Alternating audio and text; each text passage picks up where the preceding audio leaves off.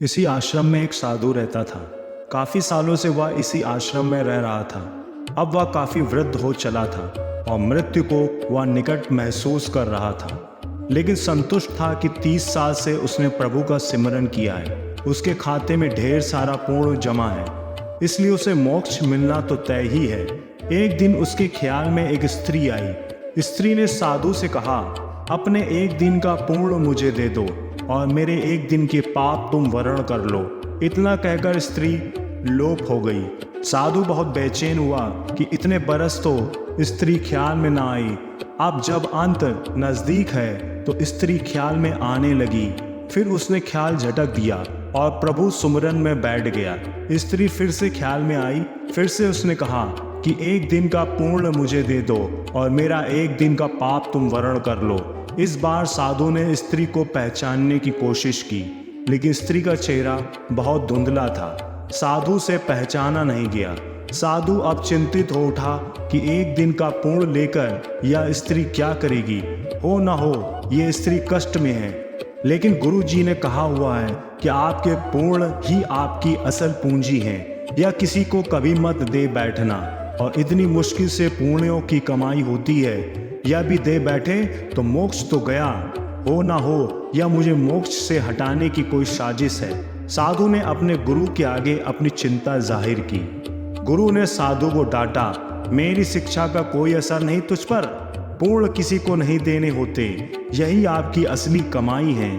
साधु ने गुरु जी को सत्य वचन कहा और फिर से प्रभु सुमरन में बैठ गया। स्त्री फिर ख्याल में आ गई। बोली, तुम्हारा गुरु अपूर्ण है, इसे ज्ञान ही नहीं है। तुम तो आसक्ति छोड़ने का दम भरते हो। बीवी बच्चे दीन दुनिया छोड़कर तुम इस अभिमान में हो कि तुमने आसक्ति छोड़ दी है। तुमने और तुम्हारे गुरु ने तो आसक्ति को और जोर से पकड़ लिया है। किसी जरूरतमंद की मदद तक का चरित्र नहीं रहा तुम्हारा तो। साधु बहुत परेशान हो गया। वह फिर से गुरु के पास गया, स्त्री की बात बताई। गुरु फिर साधु को डांटा।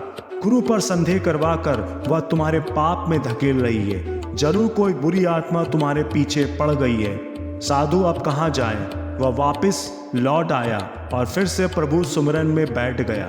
स्त्री फिर ख्याल में आई। उसने फिर कहा, इतने साल तक अध्यात्म में रहकर तुम गुलाम भी बन गए हो। गुरु से आगे जाते इतने साल के अध्ययन में तुम्हारा स्वतंत्र मत तक नहीं बन पाया। गुरु के सीमित ज्ञान में उलझ कर रह गए हो। मैं अब फिर वह कह रही हूँ, मुझे एक दिन का पुण्य दे दो और मेरा एक दिन का पाप वरण कर लो। मुझे किसी को मोक्ष दिलवाना है, यही प्रभु इच्छा है। साधु को अपनी अल्प ज्ञान पर बहुत ग्लानि हुई।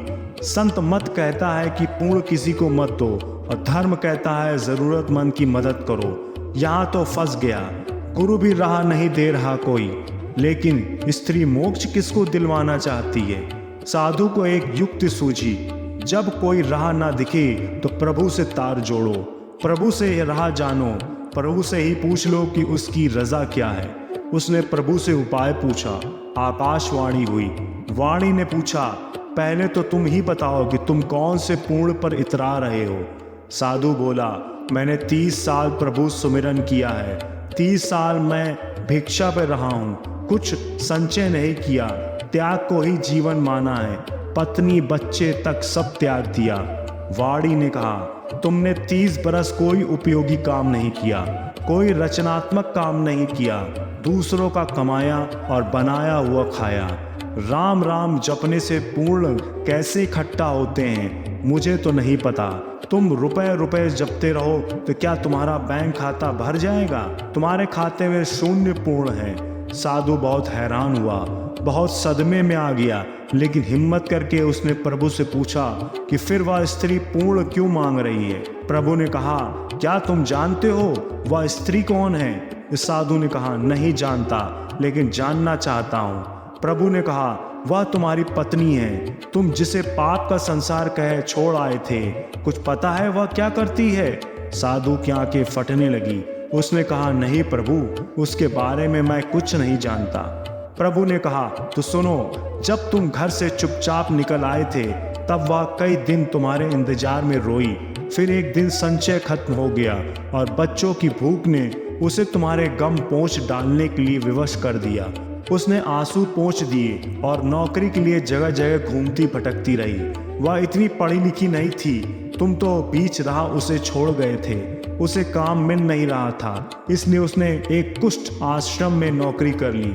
वह हर रोज खुद को बीमारी से बचाती उन लोगों की सेवा करती रही जिन्हें लोग वहां त्याग जाते हैं। वह खुद को आज भी पापिन कहती है कि इसीलिए उसका आदमी उसे छोड़कर चला गया। प्रभु ने आगे कहा, अब वह बेचैन है तुम्हें लेकर। उसे बहुत दिनों से आभास होने लगा है कि उसका पति मरने वाला है। वह यही चाहती है कि उसके पति को मोक्ष मिले, जिसके लिए वह घर से गया है। उसने बारंबार प्रभु को अर्जी लगाई है कि प्रभु, मुझ पापिन की जिंदगी काम आ जाए तो ले लो, उन्हें मोक्ष जरूर देना। मैंने कहा उसे कि अपना एक दिन उसे दे दो। कहती है, मेरे खाते में पूर्ण कहाँ होते तो मैं एक पल न लगाती, सारे पूर्ण उन्हें दे देती। वह सुमिरन नहीं करती, वह भी समझती है कि सुमिरन से पूर्ण मिलते हैं। मैंने उसे नहीं बताया कि तुम्हारे पास अथाह पूर्ण जमा है, पूर्ण सुमिरन से नहीं आता। मैंने उसे कहा कि एक साधु है, उससे एक दिन के पूर्ण मांग लो, अपने एक दिन के पाप देकर। उसने सवाल किया कि ऐसा कौन होगा जो पाप लेकर पूर्ण दे देगा। मैंने उसे आश्वस्त किया कि साधु लोग ऐसे ही होते हैं। वह औरत अपने पूर्ण तुम्हें दे रही थी और तुम ना जाने कौन से हिसाब किताब में पड़ गए। तुम तो साधु भी ठीक से नहीं बन पाए। तुमने कभी नहीं सोचा कि पत्नी और बच्चे कैसे होंगे, लेकिन पत्नी आज भी बेचैन है कि तुम लक्ष्य को प्राप्त हो। तुम्हारी पत्नी को कुष्ठ रोग है, वह खुद मृत्युशैया पर है, लेकिन तुम्हारे लिए मोक्ष चाह रही है। तुम सिर्फ अपनी मोक्ष के लिए 30 बरस से हिसाब किताब में पड़े हो। साधु के बदन पर पसीने की बूंदें बहने लगी, सांस तेज होने लगी। उसने ऊंची आवाज में चीख लगाई, यशोदा। साधु हड़बड़ा कर उठ बैठा, उसके माथे पर पसीना बह रहा था। उसने बाहर झांक कर देखा, सुबह होने को थी। उसने जल्दी से अपना झोला बांधा और गुरुजी के सामने जा खड़ा हुआ। गुरुजी ने पूछा, आज इतनी जल्दी भिक्षा पर? साधु बोला, घर जा रहा हूँ। गुरुजी बोले, अब घर क्या करने जा रहे हो? साधु बोला, धर्म सीखने।